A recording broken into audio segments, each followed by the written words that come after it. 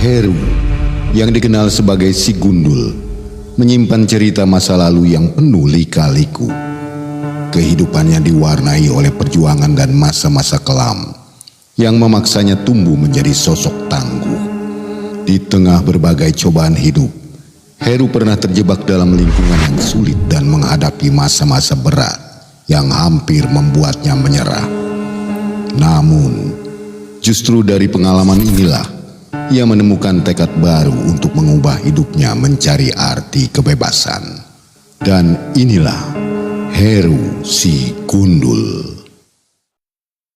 Jadi gini Mang Ai, jadi saya dulu lahir kecil besar di Metro Lampung Tengah. Sekarang jadi kota Metro sih. Nah, almarhum bapak, ya sekarang sudah meninggal ya. Itu dulu dia pejabat publik lah.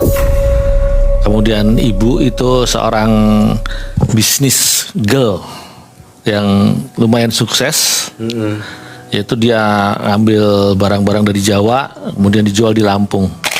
Itu dari mebler, kuningan, batik dan sebagainya, bahkan perhiasan juga. Ya. Berapa bersaudara? Saya 4 bersaudara Mang, dan saya pas yang terakhir. Nah, cuman permasalahannya kan karena bapak itu sibuk, ibu sibuk, nggak pernah di rumah, sehingga kita anak-anak itu menjadi anak-anak yang kurang perhatian.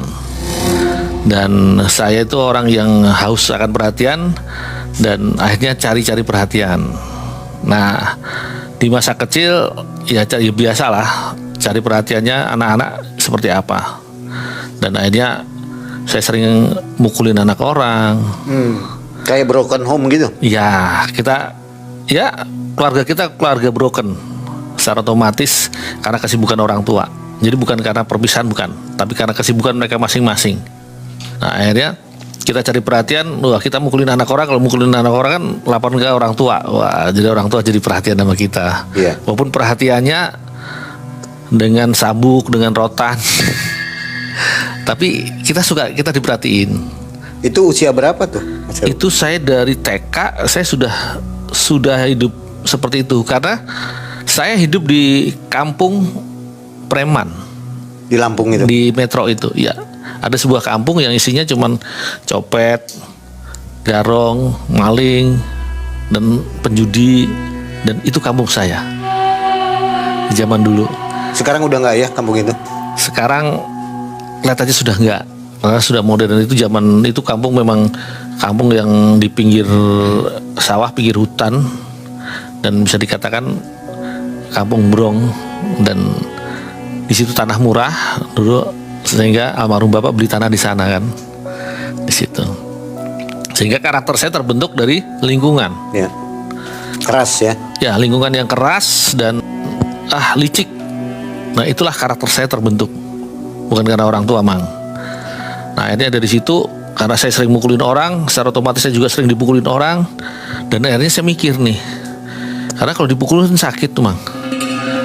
Saya pengen belajar ilmu bela diri.